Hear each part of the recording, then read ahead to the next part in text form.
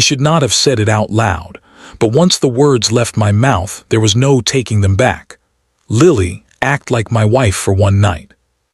The sentence hung between us like something fragile that might shatter if either of us breathed too hard. She didn't answer.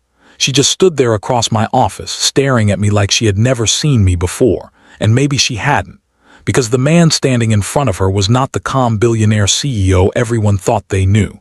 He was a desperate man, a man about to risk a billion-dollar deal, a man who had just asked his own assistant to lie to the world with him.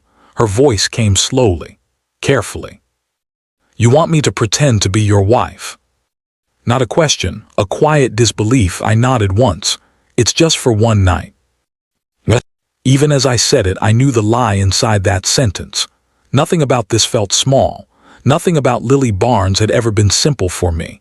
And the way she was looking at me now made one terrifying thought crash through my mind. What if this request didn't just change the deal? What if it changed us? My name is Christian Fairmont. At 32 years old, I run one of the largest investment companies in the country, Fairmont Enterprises. The name carries weight, power, money, responsibility. It also carries something heavier, my father's legacy. He built the company with nothing but a small loan and the kind of stubborn determination people write books about. When he died, the entire world suddenly expected me to become him.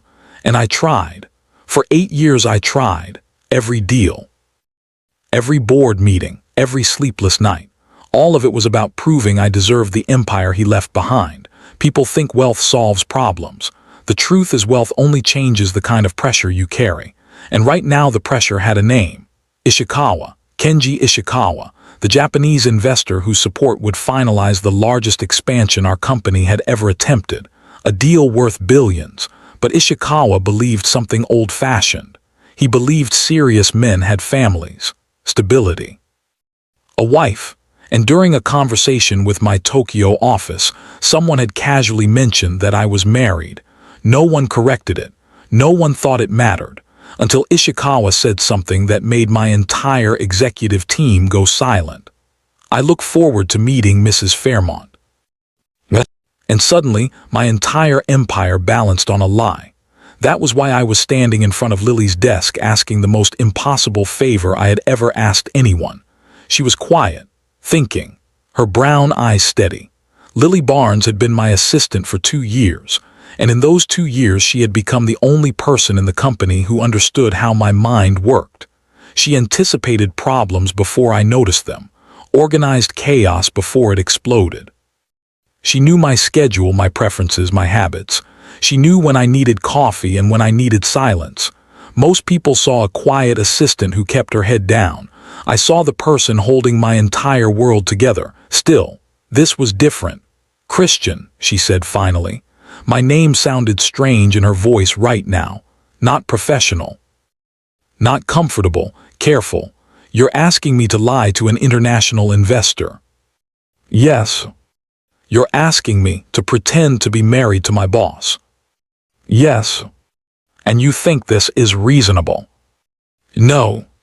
The honesty slipped out before I could stop it. For a second something flickered in her expression, almost amusement, then it vanished again. Why me? She asked. The question should have been easy, but the real answer wasn't something I had ever said out loud. Because I trust you, I said. She studied my face like she was trying to see through the sentence.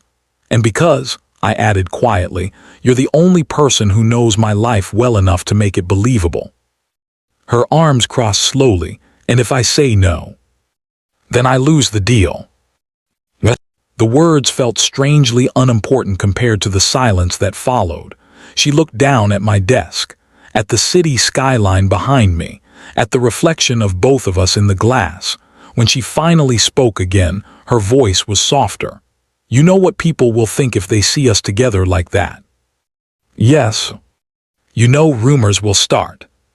Yes. And you're comfortable risking my reputation for a business deal. That hit harder than I expected. I stepped forward. No, I said quietly, her eyes lifted. This isn't about using you. Then what is it? The truth slipped out before I could dress it up. It's about needing help. The words sounded strange coming from someone like me, but they were real. and Lily noticed. I could see it in the way her shoulders relaxed just a little. Still, she shook her head slowly. This is a bad idea. I know. You should hire an actress. I thought about it. And I trust you more. Another long silence. Then she asked something that surprised me.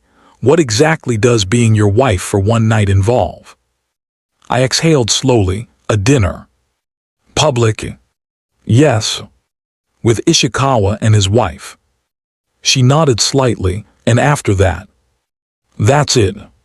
She looked at me again, really looked, the kind of look that sees things people try to hide. You're afraid, she said quietly, I laughed once, of losing the deal. No. Her voice was gentle, of failing your father. The words landed like a punch to the chest. No one talked about my father like that.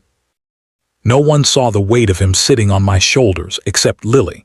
And that moment right there should have warned me, because that was the first time I realized something dangerous. Lily Barnes didn't just understand my schedule, she understood me. She walked slowly toward the window beside my desk. The city stretched below us, cars like tiny moving lights, people rushing through lives we would never know. After a moment she turned back. I'll do it, she said. Relief hit me instantly. But it was followed by something else, something heavier. Thank you. Don't thank me yet, she said. There's one condition. I frowned. What condition? If we're going to pretend to be married. She stepped closer, close enough that I could see the small freckles across the bridge of her nose. Then we can't look like strangers. I blinked. What do you mean? Her lips curved slightly. We need practice. Practice? Yes. Her voice was calm, confident. We need to learn how to look at each other like people who actually belong together. And that was the moment everything changed, because suddenly this wasn't just a favor anymore.